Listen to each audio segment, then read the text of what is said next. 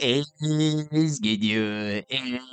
It's your boy Ty back here with another video, and in this video today, guys, we're gonna be going over and talking about the two new evos that we did see in NBA 2K24 MyTEAM today. Now, look, for me, I've already got this Bennedict Mathurin at a diamond. Jonas Valanciunas, when he does become the diamond, is super interesting, and I want to break these down for you guys. Now, look, if you are just starting the game, balling on a budget, these NBA tournament battles cards have been kind of fun. I mean, the in-season tournament's been fun. The tournament battles cards started off really dry, but as these cards have continued to get evos and continue to get better, they've become more fun just to kind of monitor and use in the game. Let's start off with Joe Val, right? He's not going to be the full 5 stars that Bennedict Mathurin is. Here's what he looked like as an amethyst. Right? Had the 3-ball, decent speed, competed decently on the interiors. I didn't love him as an amethyst. I thought he left just that little bit to be desired, but I didn't rule out the possibility of, if he saw another evo, what he could look like a diamond. Because look, 6'11", can stretch the court. That's super important, and obviously defensive badges are fine. Now, when you do evo him to a diamond, what is the big difference? Well, I mean, shot close goes up 3, or speed goes up a little bit, strength goes up 4, vertical goes up 5, obviously draw foul, standing dunk go up a little bit, as well as the steal. But for me, there's not a ton here. The one thing that I'm really noting is that Hall of Fame box out beast. Like, sure, obviously finishing wise, there are some things to look at with the Hall of Fame Masher. You look at Bulldozer, like there are some good badges in there, but I'd like to see more shooting badges. I'd like to see more defense for Jonas Valanciunas.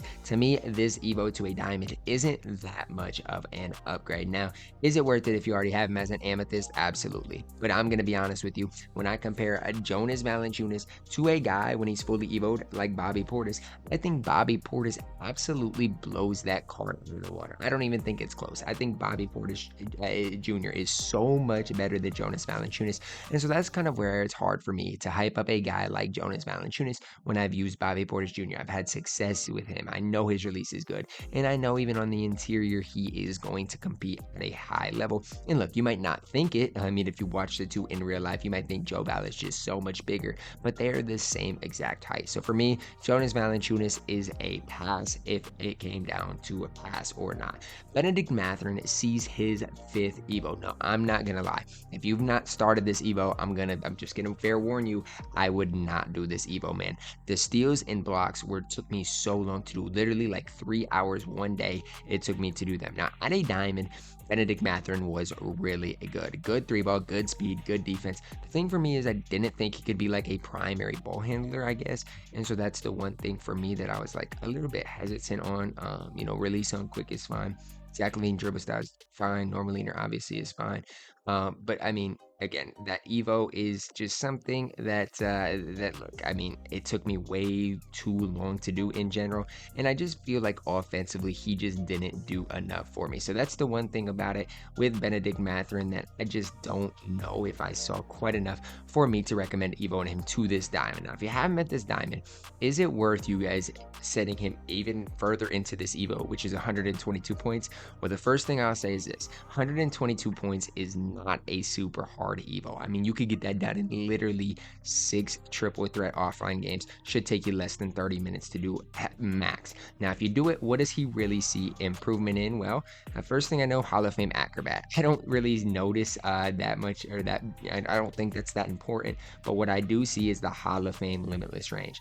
That is a super important badge that you are adding to an already good card. Also does get Hall of Fame blinders. Defensively, does he get a ton better? I don't know about a ton better, but you see the interior going from a 75 to a 79. You see the lateral quickness go up. Even the perimeter goes up a little bit. And so for me, that's kind of the one of the bigger updates for me, is the Bennedict Mathurin is on that defensive stat updates. The problem is his defensive badges don't get a ton better. And so when we're talking about, oh, is this card worth picking up for your squad? Is this card worth, is he worth evoing?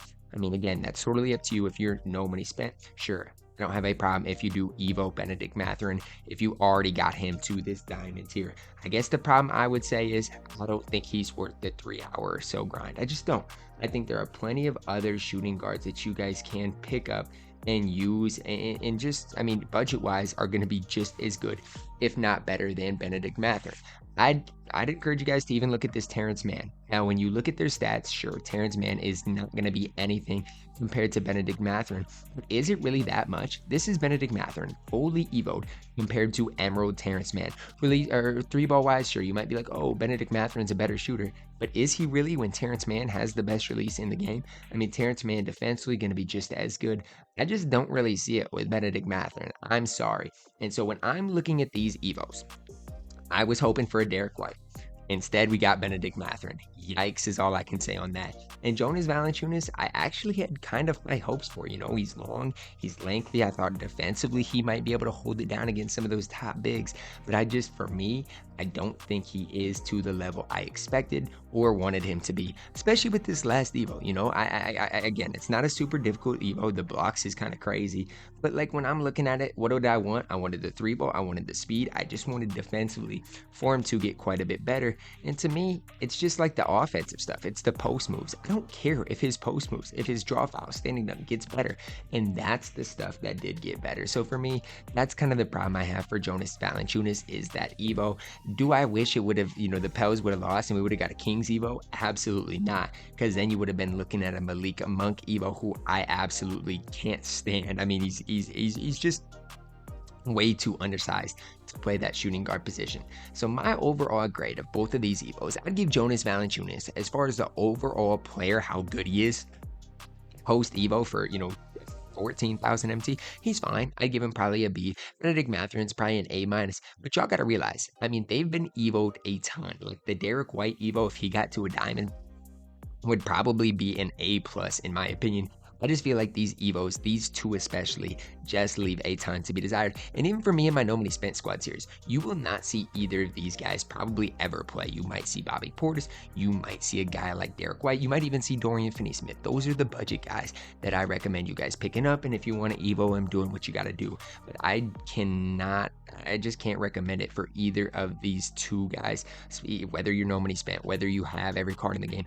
I just do not think either of these cards are worth your guys' time or your guys', you know, even MT wise. I can't make the case Bennedict Mathurin's worth 15,000 MT when Terren Man is 5,000 MT and I think he's better than him. Even for Jonas Valanciunas, if you want me to find a big man in the season rewind for just as cheap as him, I mean, look at him compared to Zach Collins. I know Zach Collins is a little more expensive, a little more pricey, but let's look at the cards and compare. I mean, look, I'm just trying to help you guys out when it comes down to spending your time, spending your MT wisely. I just do not see it with Jonas Valanciunas. You guys can let me know if you guys have any other thoughts or opinions on things down below in the comments. Do you like Bennedict Mathurin? Do you like Jonas Valanciunas? Drop a like on the video, guys. Subscribe if you are new, and as always, man, I love you guys.